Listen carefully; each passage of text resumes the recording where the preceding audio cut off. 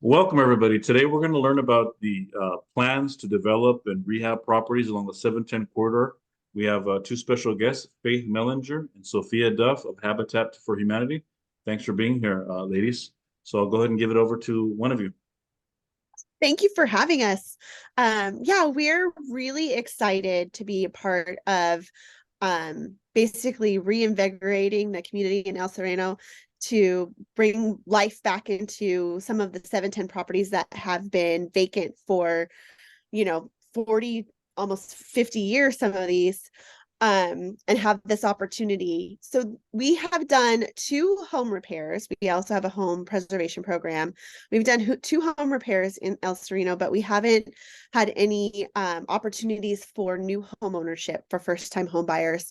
So what these properties will do will allow us to offer those opportunities to ElSereno residents and the community. And just, Habitat's kind of a unique thing because while we are developers and we do build we do build and do the construction ourselves, we don't use regular construction crews. So we have crew leaders and we bring the whole community together to do everything, from helping raise funds for the projects to putting up the walls to putting the grass in at the end.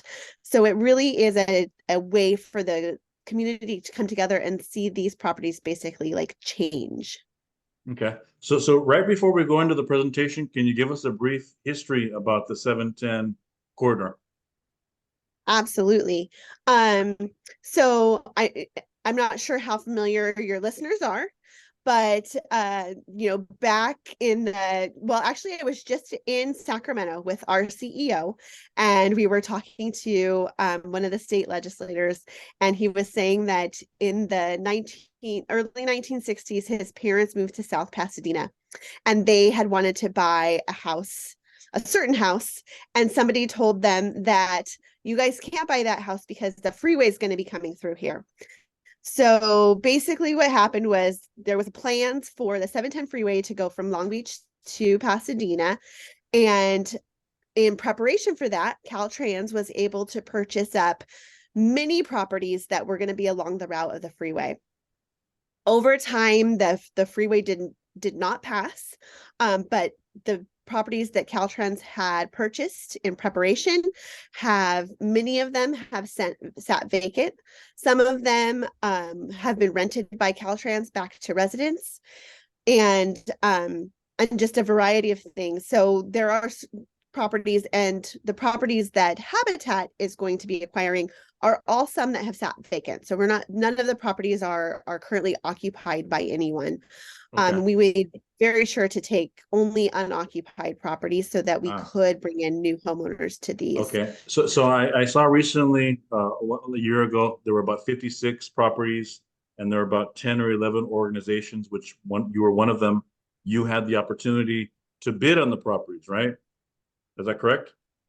Yes. So Okay. there was a request for proposals by Caltrans. And basically what you did was you submitted, okay, these are the properties that I would like, and this is what I would like to do with them. And Habitat, because of our program, said these are the properties that we would like, and we would like to turn them into affordable homeownership opportunities. Okay. And then did you guys actually purchase the properties or how did it work? Or you had the best proposal for what you want to do with it? Yeah, so that process is actually happening right now. So we will be purchasing the properties from Caltrans. Because it's a government agency, there are lots of processes that it has to go through. Mhm. And some of those are community meetings, open forums where people can ask questions or offer their objections or their approvals.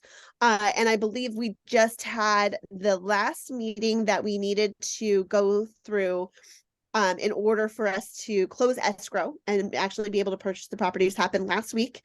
And we did get approval for the 16 properties by a majority.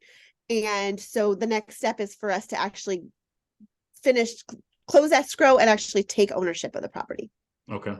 It'd be interesting. I mean, I'm really curious. How much did you pay for the properties? I'm curious. I don't know if that's information that is public yet or what. So I do believe it's going to be public record. There are, and you know, actually, I think on this, oh, I can't figure out how to make it. That's okay. So basically, part of the qualifications from Caltrans and part of the thing that was put on Caltrans for reselling the properties back to the community was that they have to sell them for the amount they purchased them for. So we are purchasing these properties at whatever they are purchased for in the 60s, 70s, or whatever the date was. So you can imagine the variety of prices on these. Some of them are vacant lots, and some of them are homes that need work, right? Because they've been sitting vacant for a long time. So we'll need to rehab the properties and put some money into them. But it still is going to be the purchase price of these definitely make it a prime opportunity for affordable home ownership. So you're buying it at the same price as they were in 1960s. Yes. Is that right? Nice for you, for everybody. Yes. We'll and see. for the people who will then sell them to, because they will also be able to purchase them at a very decent cost, you know, a cost that of what we bought them for plus what we've put into them to fix them up. Okay, I see. All right. So you want to share some slides right now? You know, I was just going to say these are the addresses. I finally found the arrow. I'm sorry. So these are the addresses of the properties, because I know that's one of the biggest questions that we get when people ask, you know, where they are. Okay. So that's right there along the 710 route. Yes. And then there's actually a few, I think, pictures here of these are some of the existing homes that we'll be rehabbing. Okay.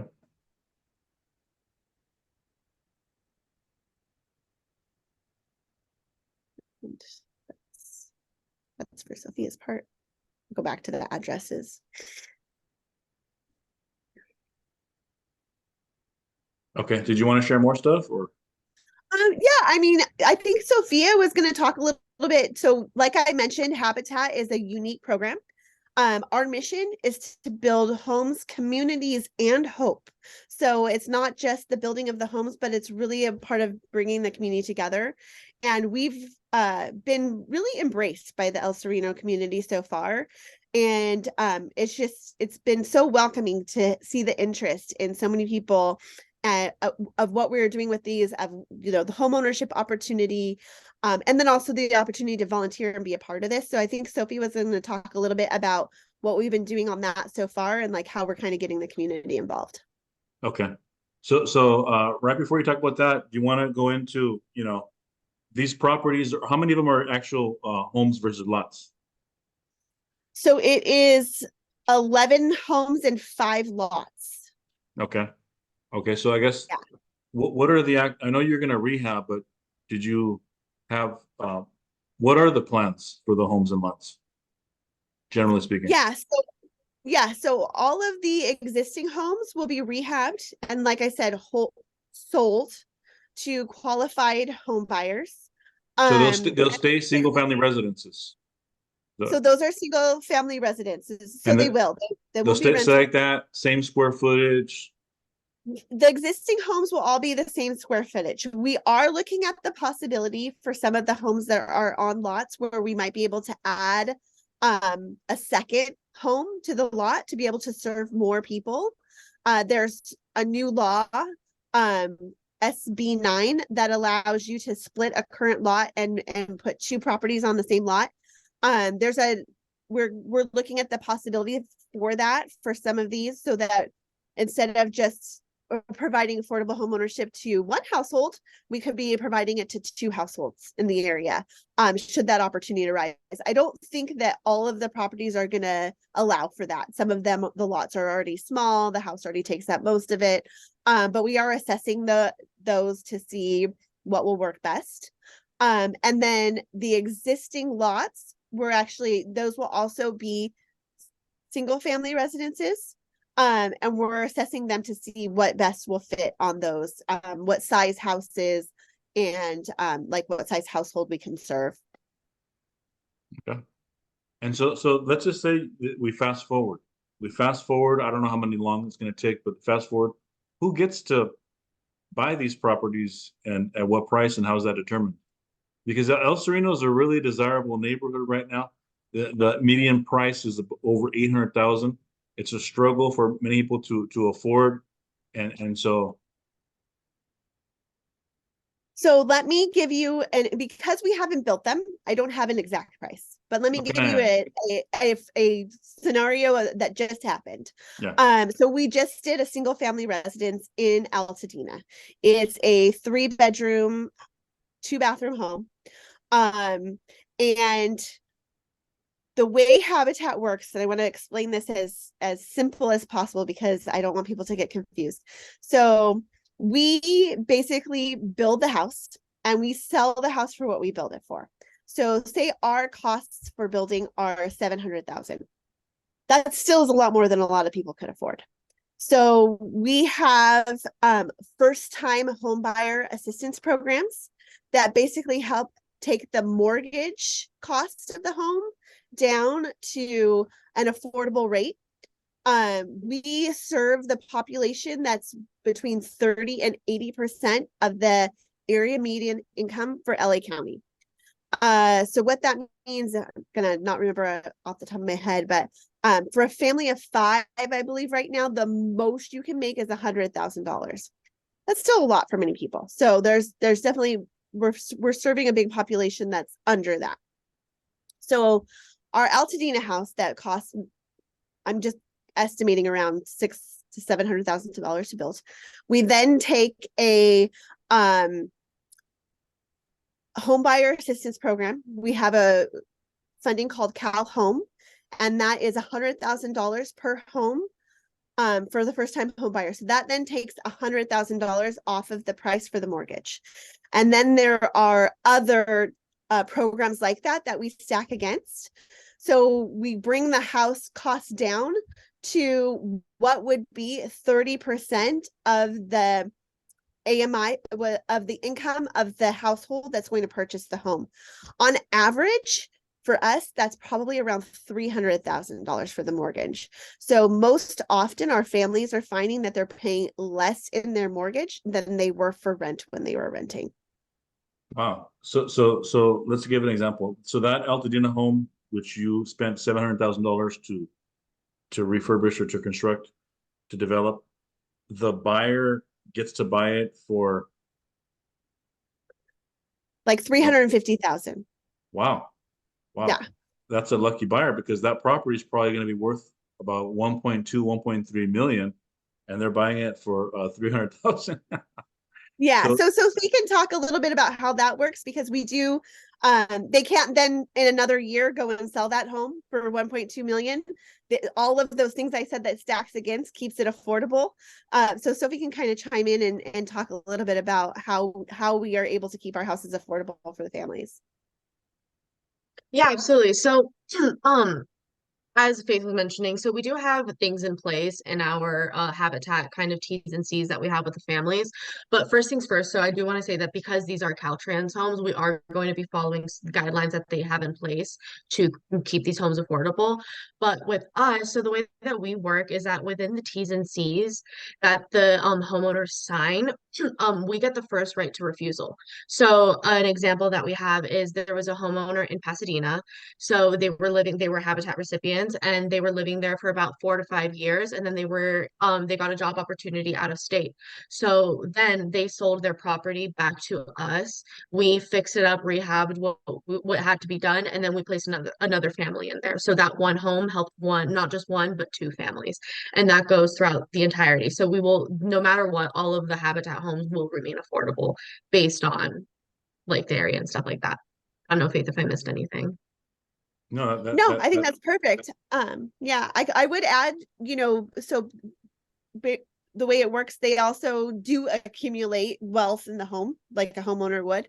So that family that Sophia gave the example of, they moved out of state, right? Well, we all know that there are many states where the cost of housing is much less. My understanding is they were able to pay about 2/3 of their home cost. So they were able to purchase a market rate home in their new state and have a very small mortgage still So we basically gave them the hand up opportunity that they needed to buy a market rate house, and then, you know, build generational wealth for their family and keep that going.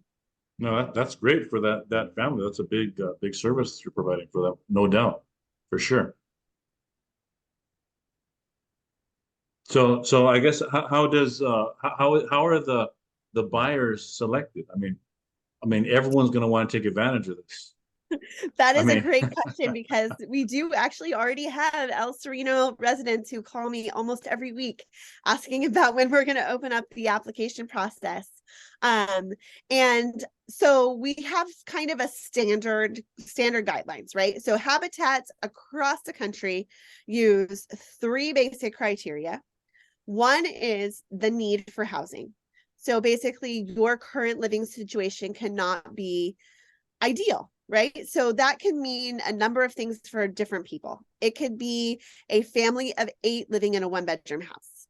It could be living in a neighborhood where you have to deal with undesirable neighbors, maybe illegal activity, those kinds of things. You don't feel safe with your children walking to school. It could be that, you know, you're constantly having to move because you're in a rental situation, and that the landlords are consistently selling because of the housing market. They're seeing an opportunity that they can sell. So you're constantly displaced and having to move. So it can be a variety of things. So need for housing is one. The ability to pay is another. So this is for working families. You do have to have an income. It doesn't have to be an income like you would have to afford a market rate house. But you know, we are typically, I think our last homeowners one was a tech, like a surgical tech at a hospital. Prior to that, there was a social worker, teachers. So people who, you know, have jobs that you want to be your neighbors. Those are the people we're serving. And so they do, like I said, pay a mortgage that's 30%, no more than their income. And that includes their property taxes and their insurance. And the last is the willingness to partner with us. So one of the things that makes the Habitat program really unique is that this is not a like going to the bank and saying, I want to purchase this home that's being built. This is I'm in the process with you the whole time. So as part of their purchase price of the house, our homeowners give 250 hours of what we call sweat equity. It's volunteer time on their house, their houses of others, giving back to the community per head of household. So if there's 2 heads of household, that's 500 hours that they basically give back to the community and to Habitat for Humanity and to building their own home as part of this partnership that we go through. This has proved really successful. We have a 0% default rate on our mortgages. And part of that is because we set them up for success. Part of those hours include financial literacy classes, and basically while building their house, they learn how to maintain their house. So there's a lot of differences between renting and owning. You don't call the landlord when the sink backs up. Now you have to deal with it, those kinds of things. Because our homeowners help put the sink in, they often are also pretty handy in knowing what they need to do to solve the issues that are coming up. that's not bad. Now, Yeah. a burning question. I mean, so you have a property in Altadena that's worth 1.3. It costs you 700,000 to refurbish and build it. The buyer gets it at 350. It sounds like a great profit-making opportunity for the buyer, which is fine. What percentage of these are actually resold right away? I think we have had so if they do sell it, they have to offer it back to Habitat for Humanity first. I believe we've had 3 homeowners that have resold their houses. Habitat has bought them all back. And it's all been for opportunities that have taken them out of the area. So like I think one of them was in the military and got moved to another state. There was a job opportunity in another state. I'm not sure the story of the other homeowner because it was before my time. But when your family comes together and helps build your house and you've invested that much time into it, you're pretty like attached. So we don't really see a lot of turnover. But there are situations where, maybe they were purchasing a 2-bedroom house and then they went on to have 4 or 5 kids and now the house is too small.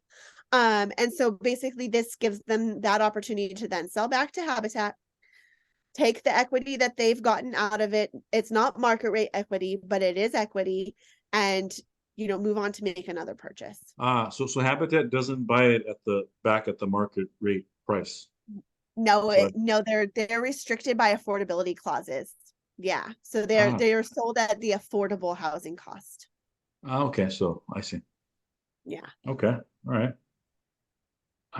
Did you have something else you want to add right there? Interrupt you. Were you finishing a thought? Oh no, I think we're all right. Okay. So then if someone's interested, how do they go? I know there's an application process, and I'll put your links or whatever you provide me in the links here. But so they fill out application, they give hours, they have income requirements. And so how do they apply? Just call you and you send an application, or how does it work? What's the process for somebody? Yeah, so we will open up a community, we'll have community workshops where we talk about how the program works and how they get involved. And we do expect to have quite a few applicants. And you can see there's 16 properties on the list. So that means that there's probably going to be quite a few applicants and only so many opportunities, right? So the next step is that basically of those who qualify, they get put in kind of a randomized system. And what we'll do is it'll randomize the qualified applicants and we'll say, okay, applicants 1 through 20 will be invited to fill out a full application. And that application is similar to what you would see to do a market rate loan, right? It's going to have your work history. It's going to have if you have any bankruptcies. It's going to have, your income qualifications. You're going to have to provide W-2s. It is a lot of paperwork. And so basically the randomized process is how we kind of weed through the list. One thing we are going to do, I think Sophie can mention, is there is going to be a little priority for ElSereno, so she can talk about that. And as she talks about that, I'm interested to know about that. And out of curiosity, how many people applies versus, I imagine you're going to get a lot of applications. You want to go into the priority and then we can talk about the applications? Yeah, the priority is pretty brief so like Faith mentioned, so there's that intake form that we fill out or that the applicants fill out. And the way that it works is there are priority points based on if you work and or live in ElSereno. And so that'll help kind of I don't know if bump up the application or like put it in, I don't know how to phrase that, Faith, but like it'll give more priority points basically. Okay, so they live and work in this neighborhood, they get to have priority points for getting their application selected. I see. Okay. Yes. Yeah. So it's basically like 1 point if you live, 1 point if you work. So you get 2 points if you do both. And so the second question, sorry, I forgot what you asked something else. How many, only 16, about the applicant. Like 16 people can get one, but I imagine there's going to be thousands of applicants. That's just my so the qualifications aren't that strict, but they don't fit everyone, so that kind of does weed some people out. But we are expecting quite a few, like hundreds of applications for the 16 properties that we have available. And like I said, not everyone will end up qualifying in the end. But there unfortunately will be people who qualify who won't end up on the randomized list. Now, these are 16 properties of, I am not really sure how many Caltrans properties are available throughout ElSereno, South Pasadena, Pasadena. This is only the beginning. So we're hopeful that we can serve as many households as we can with this round, hopefully more than 16 as we put more than one house on some of these lots. And then there's another round of RFPs. And should we see success in this, we're hoping that in the next round, we'll be able to offer additional homeownership opportunities. Okay, sounds pretty good. And then typically, what is an expected, I guess, next steps or milestones or timelines? Like how long before we actually see this actually happen, would you say? Yeah, so the one really nice thing about the fact that some of these are rehab properties is that we've already assessed them for how much work that they need. Some need more work than others. And so as soon as we have ownership of the properties, we can begin work on them. Some of that is going to be kind of prep work. Obviously, they're houses that were built quite some time ago, so they have to be brought up to today's standards, even for us to have volunteers in there as far as asbestos checks and things like that. Lead paint, those kinds of things that we might have to have experts remove before we get volunteers in there. So until we do that part, we don't have a timeline for the complete projects, but we are planning to, should we get ownership of these properties in March, we are planning to begin in March. Some of the properties only need probably a couple months worth of work.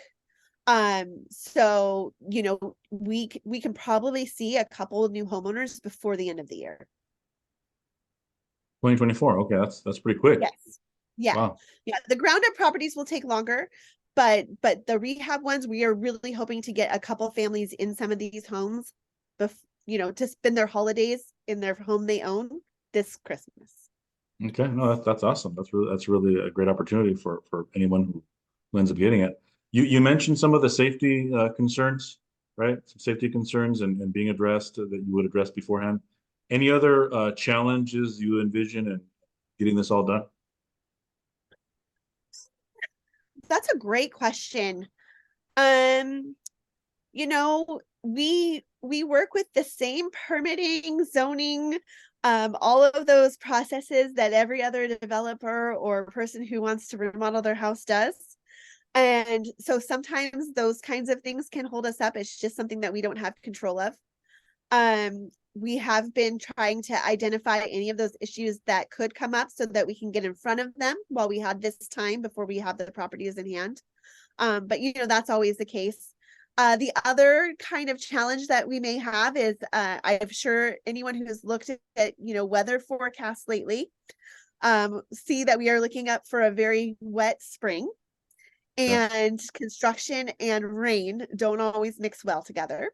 So that could be a challenge. But again, because some of these are rehab houses and some of the work will be done inside of the houses, that's going to give us an opportunity there that we don't have on the ground up construction. Okay, real quick, we have 3.5 minutes left. So it's a volunteer kind of looking for volunteers. So are you also hiring people to do work or contractors? Is that something that's part of it or? Yeah, you know what, Sophie, why don't you talk real quick just about the volunteer experience and how we're looking for volunteers in the community, and maybe even how some of our volunteers have actually come on to become our crew leaders. Yes, absolutely. So, as Habitat, we are a volunteer-driven organization. So all of our projects are completed with volunteers. Of course, we have a construction site on staff to like train everybody, but we're all volunteer focused, and we've been actually coming to a lot of community events recently to just like kind of educate people and let people know that we're here. We were at the carnival in December. We've been going to all like the chamber meetings. We're planning info sessions and whatnot. So we're really looking for volunteers. It's to volunteer on our construction sites, you have to be 16 years old. So it's also a great opportunity for high schoolers to come and get some service hours and just like really make an impact in the community with the work. So Okay. No, that sounds like a great opportunity for everybody involved. And out of curiosity, I mean, it's a great thing. Who is realistically the main funders of these projects? Yeah, so do you want to answer that one too? Sure. I mean, as a nonprofit, we do diversify our funds. So we did have funding in place to be able to acquire the homes, but a lot of it is just looking for both public and private grants. So government grants or working with local businesses and corporations who want to sponsor build days. And we also have fundraising, like our Women Build event that we've got, which fundraises for our projects. And so it's a very wide variety of sources. Okay, pretty cool, pretty cool. And you want to say the phone number or website they can go to if they're interested in supporting the effort? Oh, you know what? I thought maybe we had it on here. Yeah, so our website is www.sgvhabitat.org. And that pretty much has all the information that you need. It'll have the homeownership applications, it'll have the information for volunteering, and progress of the ElSereno project as we kind of get moving on it. Okay, looking forward to seeing it. Thank you so much, both of you guys, for being here. Maybe I'll go in the future, take some video shots when as it's being completed and talk further then. So thanks That'd be for the great. information. We'll be in touch. Oh, thank you so much for having us. All right.